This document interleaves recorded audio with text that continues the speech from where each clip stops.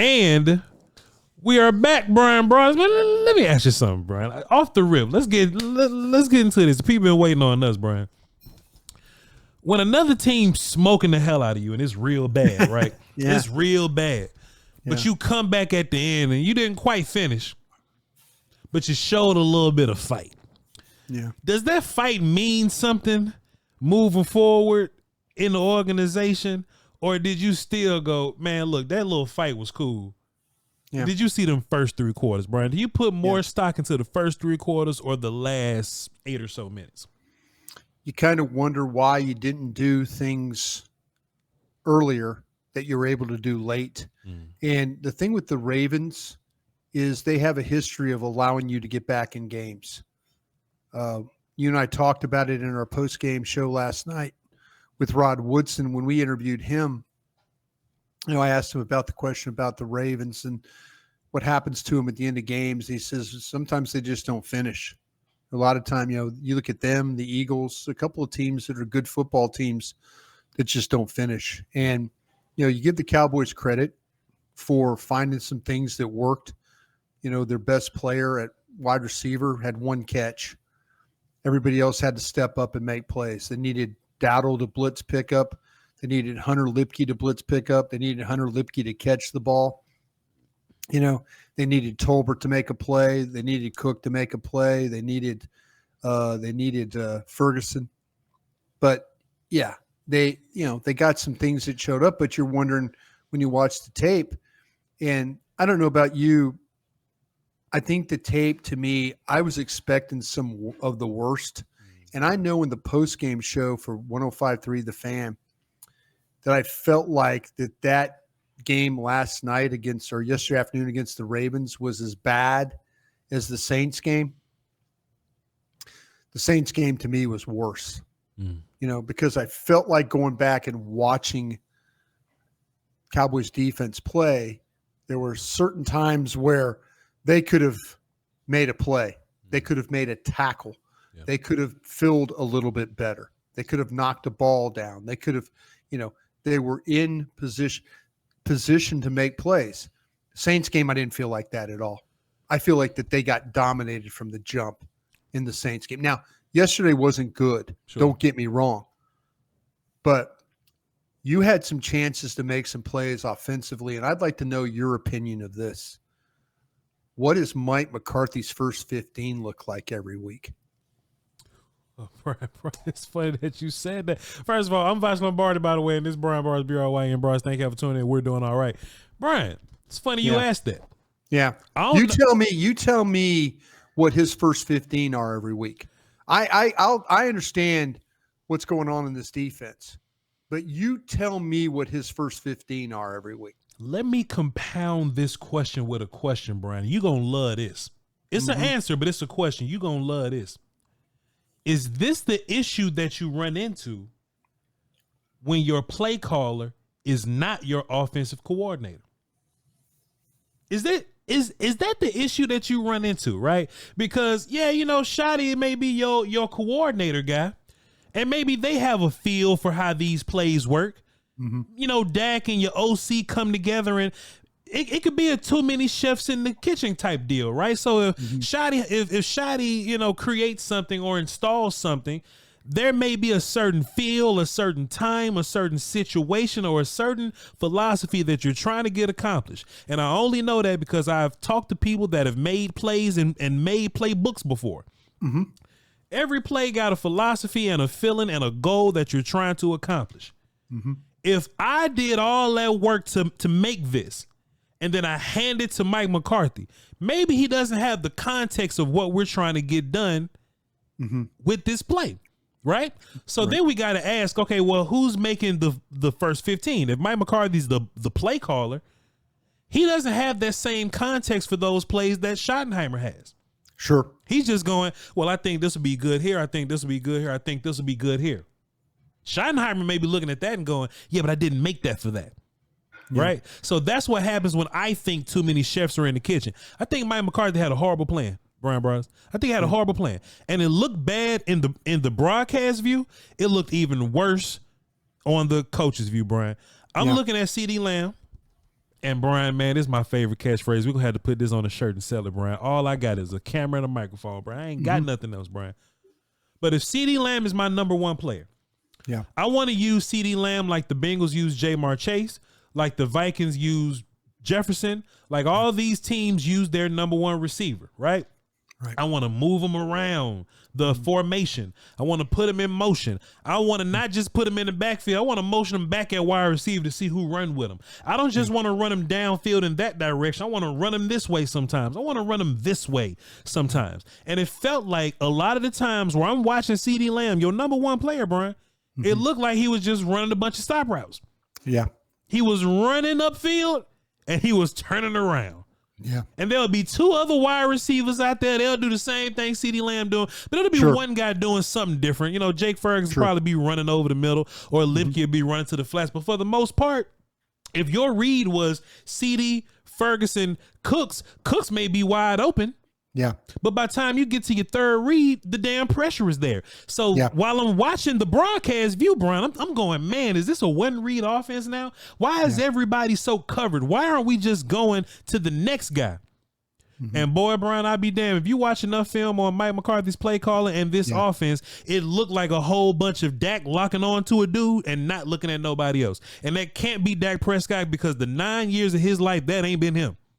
Right. That ain't been him. So in my mind, I actually figured out what was going on with the coaches. I think the defense need better dudes to help the coaches, but I think on offense, the coaches have to do something to help this offense, because Dak he wasn't horrific with the lack of creativity and the lack of motion and the lack of movement and the lack of help from his offensive line or his run game or whatnot.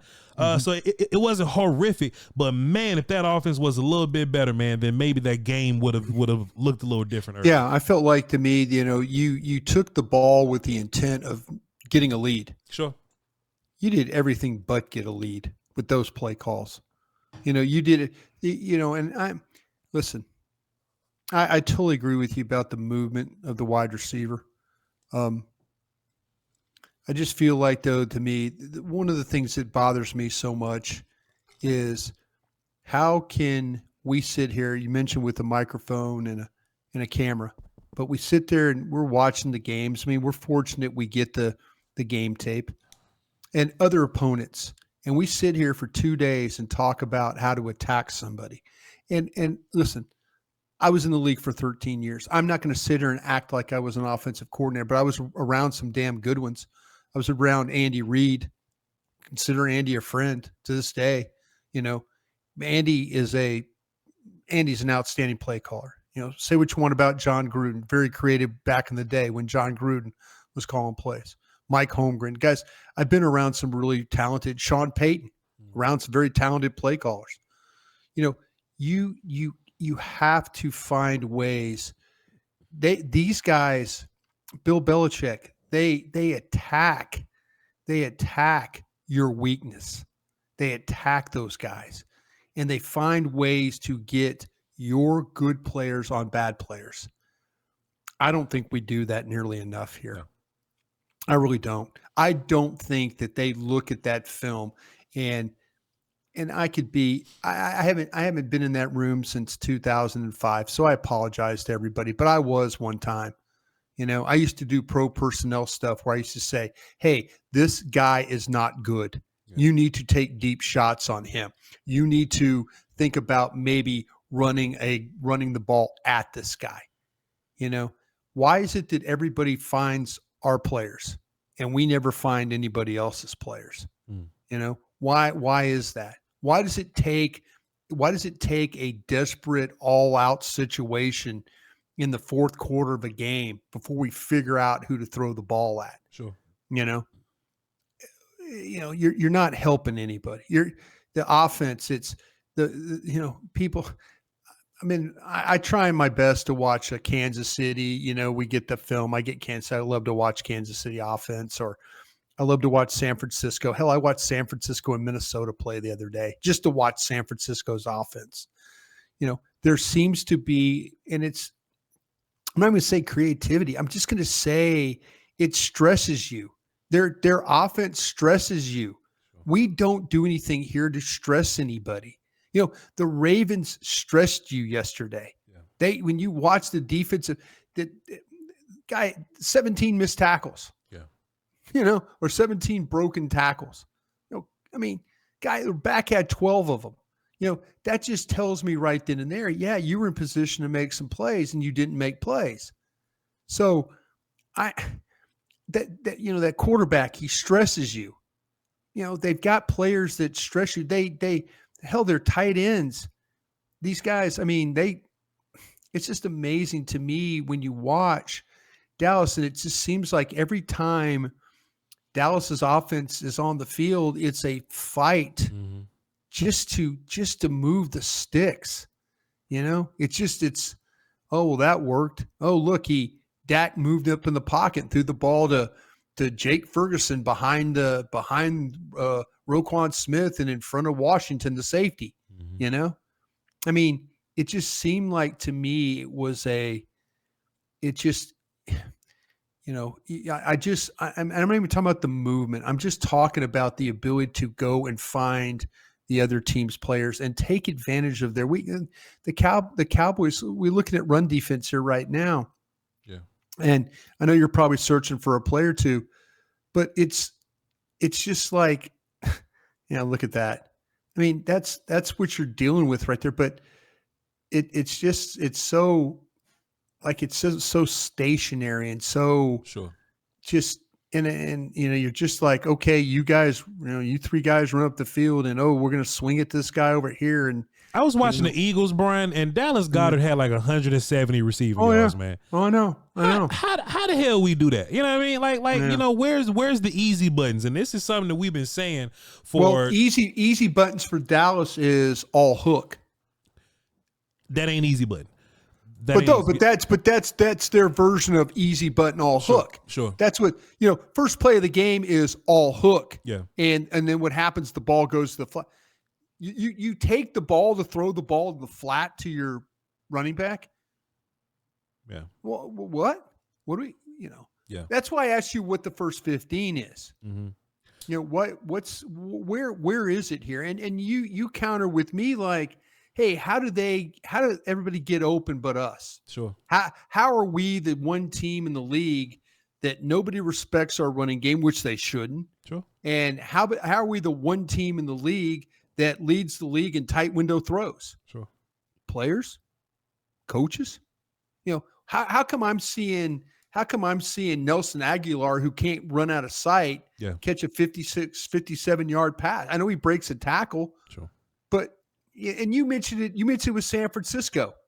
Yeah. How do they're not throwing every ball to Debo or to Ayuk. Nope. Not every ball, but you know what? They're scheming their guys open. Yeah. To where they're like, all of a sudden, wow, it's like, and it was like watching the Saints the other day when they motion,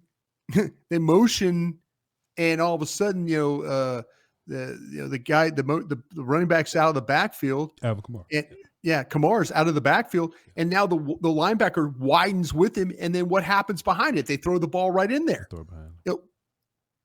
What? Where's our wide ass open plays? There's none. There's none.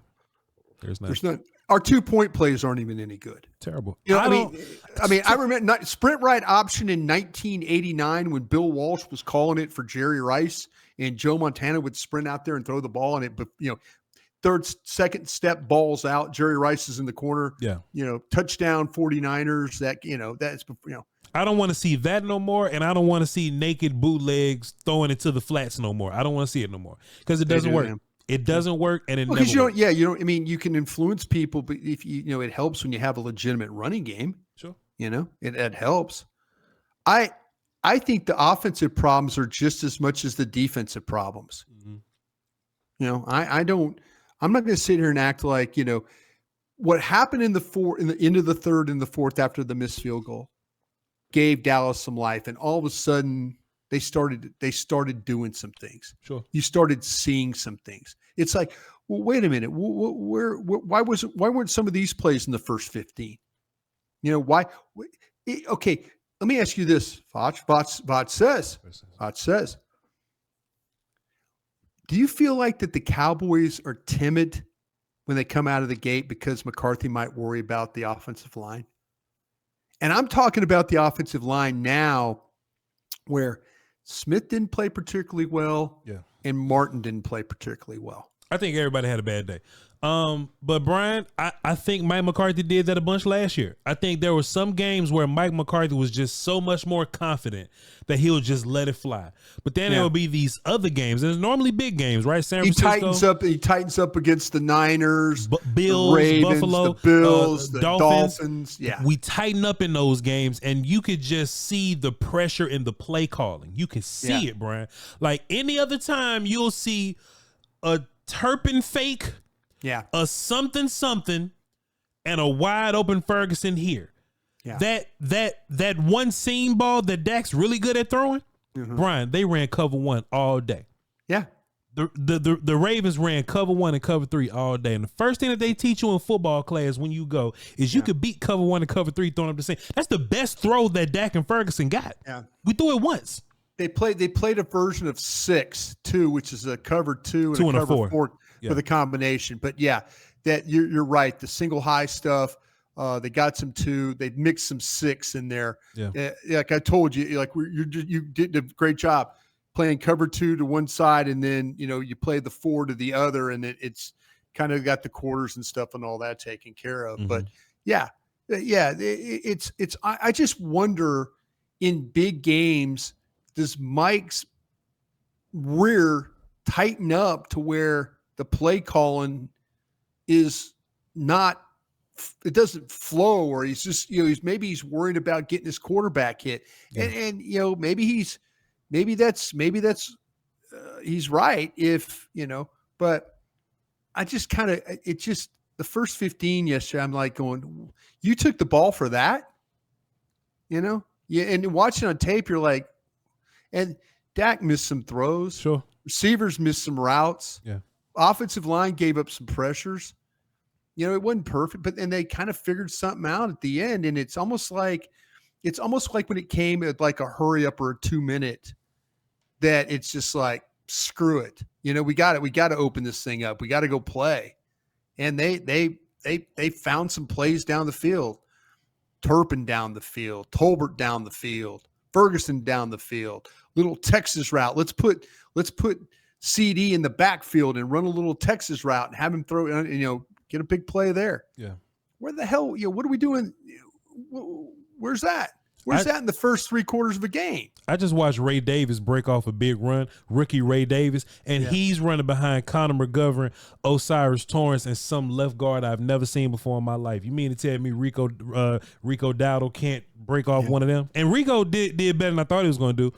I'll tell you what, to average 4 yards a carry, I was amazed. I was thinking that was going to be a negative burger for those guys. I mean, we talked about it in our post-game show last night.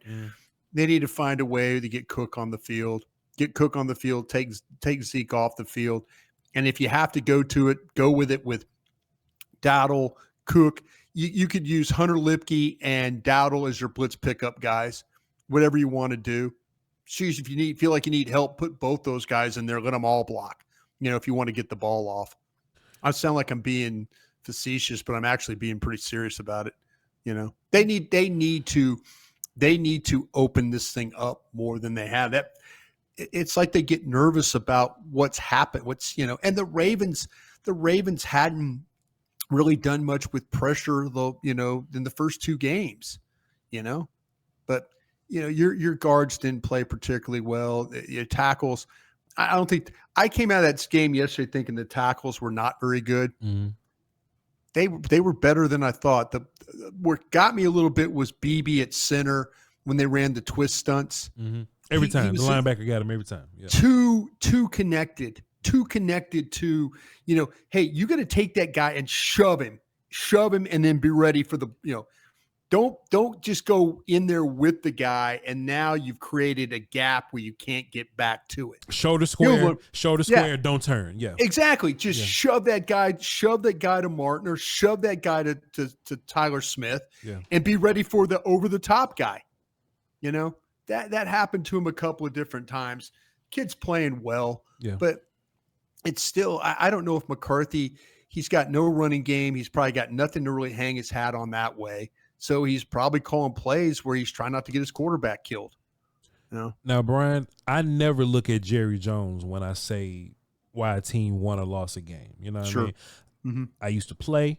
I used to coach. So I blame it on players. I blame it on coaches. Yeah. It ain't Jerry Jones' fault that XYZ is happening. Right. But if there's one thing that I will definitely blame on Jerry Jones right now, Brian Brothers, and I don't do low-hanging fruit, okay? Right. The Joneses have this philosophy when they're hiring coaches. Yeah. They like skins on the wall. They like these veteran coaches that have done it for a long time. They love ex-Super Bowl winners, Brian. Yeah. I don't think them dudes are the new way of the league. What you got to do is you got to find you, and not even look, if you're not finding a Shanahan tree tight ends coach and making him your OC, you've got to take one of these offensive coordinators and make them your head coach.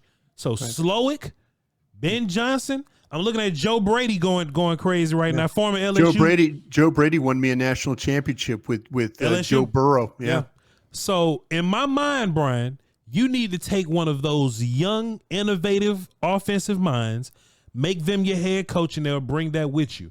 Right. I fear that Jerry Jones won't do it because he want to talk to Rex Ryan, Marvin Lewis, and like somebody old, Derek Mason or something. You know what I'm saying? And that's what I really want to blame on Jerry Jones right now. Bobby Slowick could never run 4 curls. He'll never run. Ben Johnson will never run 4 curls. I'm looking at the Lions offense, Brian. They look like they having fun. Yeah. They look like they having fun on offense. And hook and ladder. They having fun out there, Brian. And we out here just like fighting for our life. Yeah. Barely doing anything, man. So I think you're honestly wasting your quarterback, making him a 1-read 4 curls quarterback, Brian. So I if I can blame anything on Jerry Jones, he loves the old man coaches. But I think moving forward, I don't think you could be an old man coach, man. You got to find one of these Matt LaFleur and you got to make him your head coach, man. That's just what I think it is, Brian. Yeah. You know, I think it all kind of started with Sean McVay. That whole, what's amazing if you're the Commanders, and maybe they'd all still be there. But think about the Commanders staff that they used to have with the Mike Shanahan group with all those guys. Yeah. Every one of those young kids it reminds me very much of what we were like in Green Bay with young Andy Reid and young John Gruden and Steve Mariucci. I mean, we had some good young coaches at the time. But the thing is, and I think you're right about this, you either got to find, and I asked you this question, you either got to find the guy that's the Shanahan tree guy or McVay tree guy, and then you got to figure out if you want that guy or you want the guy that can maybe stop the Shanahan McVay guys. Flores is looking good over there, man. Flores, I'll tell you what, Brian Flores is probably wasn't ready to be the head coach of the Miami Dolphins. Yeah. Probably wasn't ready.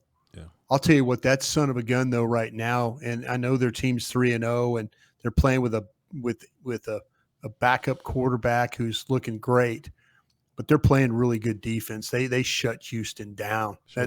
Bobby Slowick got shut down yesterday, with the way that – but I'm totally with you about this. I think the way that football's evolving, you can't waste your players' careers. You can't. You've got to play to their strengths. You've got to find ways to get CeeDee Lamb going, to get Jake Ferguson going, to get Tolbert going, Cooks going, Deuce Vaughn. If these are your guys, get them going. Help your quarterback. Help your quarterback with some easy reads, easy throws, creative ways of like, whoa, this dude's just wide ass open. Watch me throw the ball to him. It's funny when you play the Giants, the Commanders back in the day with Dak, it always seemed like everybody was open every single play. Mm-hmm. It just seemed like they're like, well, look, because maybe a little bit those teams weren't very good, but you've got to get better against these teams that will line up. And I think the Joneses, it's funny, Mike McCarthy's tone today, Bobby Belt and I were just talking about this on Love of the Star. Mike McCarthy's tone today at the press conference was a lot different than his tone was last night. And Bobby seems to think that maybe that Mike might have got his ass chewed out by the Joneses today. Oh. And then he went into press conference, kind of defensive and short. And, going after Nick Harris, and Nick Harris is my teammate at DallasCowboys.com. With he works for the Fort Worth Star Telegram now. Nick Harris is a good young reporter, and asked a really legitimate question, and Mike goes after him like, "Oh, you gave that some thought. What are you trying to do? That kind of thing. Mike better stop worrying about that crap and worrying about getting this team on track offensively. Sure. Because you are paying a lot of money for your quarterback and your wide receiver and your offensive tackle, and your right guard, and and say what you want about old man Zeke. He's cost you a lot of money because he's cost you $2 million of cap money, real money, and he's cost you another $8 million on, dead money. So you better kind of figure something things out instead of going after reporters.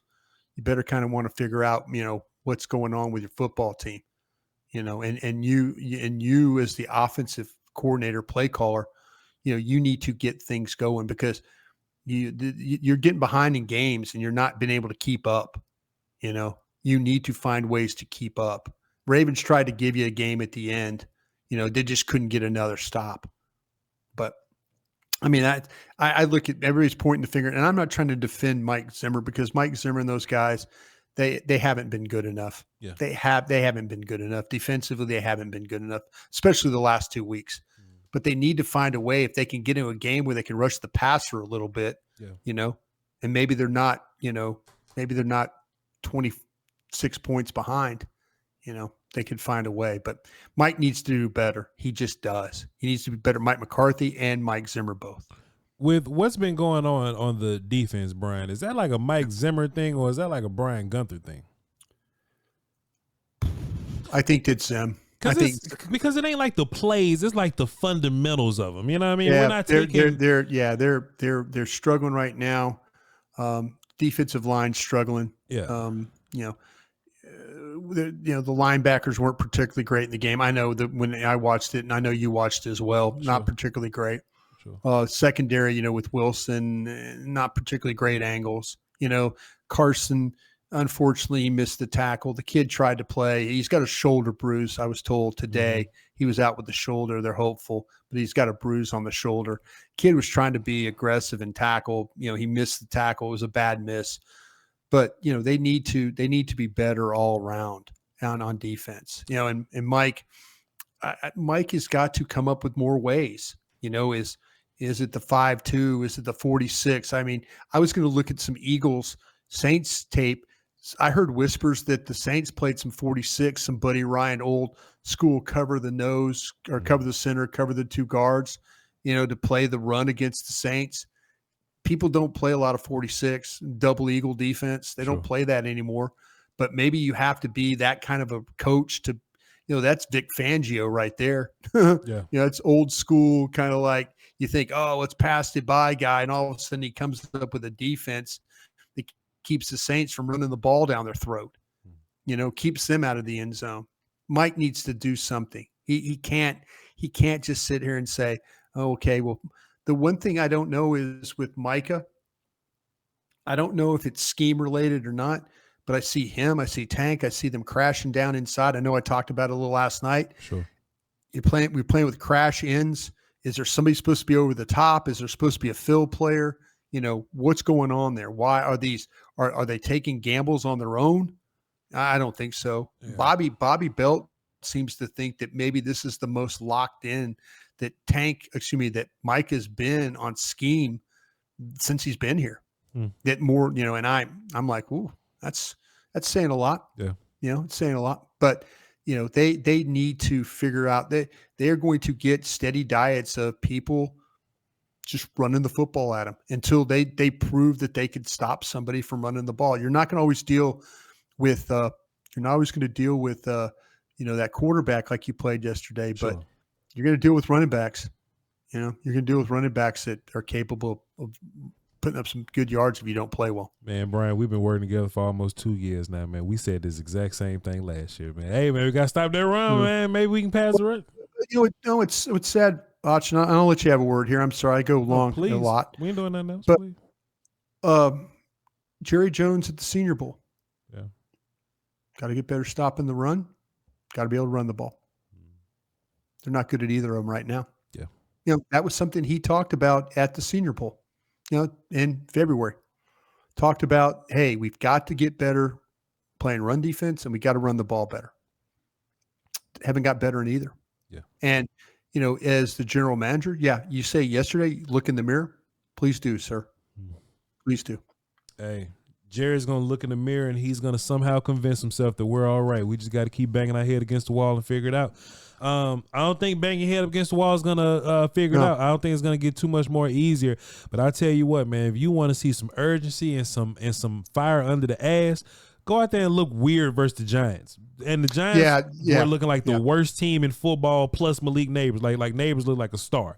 But but besides him, even Brian Burns isn't living up to his old self or whatnot. Sure. If you go out there and look weird against them guys, I can see some fire under. I don't want it to happen, but I can see fire being lit, blazing ass if we don't go out there and do something well versus. Yeah, this schedule, the way it plays out, you better find a way to go get this victory and then figure out a way to deal with what's going to happen in Pittsburgh. Pittsburgh ain't scoring a lot of points, but Pittsburgh's got a running quarterback. Pittsburgh can play a little bit of probably some read option stuff, and they got a quarterback that can run, and they'll be physical and they're good on defense. That's going to be a tough game. Sunday night in Pittsburgh ain't going to be easy. Daniel Jones will run it too, though, Brian. Yeah. Daniel Jones will run it too. And honestly, Brian, I was watching the film and I'm like, hey, man, look, I understand if we going to, do the whole read option thing, but if I'm a coach, I'm going to be like, look, man, just don't go after the running back. If you're the reading edge guy, the edge that they're reading, crash guy, don't go get the running back because the quarterback running is worse for everybody, right? The quarterback running is like just a one-on-one. Go hit the quarterback. It's a one-on-one. Just go hit him. Just go hit him. Easy peasy. Yeah. See, to me, that's and I don't know. I mean, I see Micah come flying down there, and sometimes, and I see him get kind of paralyzed on the edge, and I don't know if it's like, okay, I'm crashing, and we've gotten burned. Now I have to get paralyzed on the edge. I'm like, oh, now indecision. Yeah. That's the worst thing in the world is get the indecision. But you're right. Go out there and look like crap against the Giants. And then, and this thing is 1-5. Say you lose this game. God forbid. Boy. Oh, seriously, God forbid. You're 1-5 going into the bye. The one thing that I do believe, and Jerry Jones proved it with Wade Phillips, is he will fire a coach midseason if the team is quit on the coach. Yeah. You go out there and you look like you go out there and look bad against the Giants and lose, and then look bad against the Steelers and get embarrassed on a Sunday night. I mean, they'll pay this guy out the rest of the year. Fine, go away. Bones Fossil, you're the interim head coach, and everybody kind of figure it out from there. Yeah. Or if you want to give Al Harris a legitimate shot to, be a young coach and see if you could do it. But, you better figure some things out. I don't want to talk all those things yet because I feel like that they've got some talent. They got to figure it out though. Yeah. I hope because, I'm like I say, I'm a big fan of Mike Zimmer. Everybody knows that, but they need to get better on defense. And I don't know if they're going to have the personnel to get better, but they got to tackle better. They got to play in the right spots better. Yeah. They got to finish better. They need a lot of better on both sides of the ball, especially to me, that offense, when, you start the games as poorly as they have, it's not good. Well, Brian, we got a short week, man. So we breaking down the Giants offense tomorrow or something? Yeah, I got Giants. What do we got? Do you want to go? Yeah, I'm gonna have to have both done because I have to do Dallas Cowboys. .com. Those guys, we have no shows on Wednesday and Thursday, of course, the game. So whatever you want to get into, we can go Giants offense tomorrow night, Giants defense on Wednesday, and then kind of get ready for a Thursday. Yeah, Thursday night game. Whatever you want to do. If you want to break down the whole thing, we can do it, man. I'm Voch Lombardi. I'll be ready. I'll be ready. You just Voch Lombardi, Brian, bro. Let's knock this out. Let's knock this out, man. You're like the most famous guy I've ever worked with. You know what I'm saying? I haven't worked with him, and this is no way. You've worked with people way. I just got here. I'm brand new to people knowing me, and I don't know. Hey, can I say something to you? And I know there's a lot of folks listening that did this. Okay. Hell yeah. We're in the Miller Lite West Plaza at AT&T Stadium, and people are nice enough that they come up to say hello to me and Eric Chiafalo. I can't tell you. Okay, I'll try and tell you. I think it was 5 different people came up to our broadcast position and they go, love listening to you and Voch. Love listening to you and Voch. Love listen, and I'm like, thank you. Me, I got my, thank you. Yeah, appreciate you. Thanks. I know those people are probably listening. I didn't get your names. Thank you for listening. And thank you for coming up and telling me that you listen to our broadcast, because it's a labor of love. I really enjoy working with this man, and we're going to do a lot of great things together here. So keep listening, keep coming up and saying hello. I'll be out there in the plaza again for Detroit. Come up and say hello. Tell me you love listening to Voch, and I'll keep working with Voch, because like I say, I enjoy the heck out of this.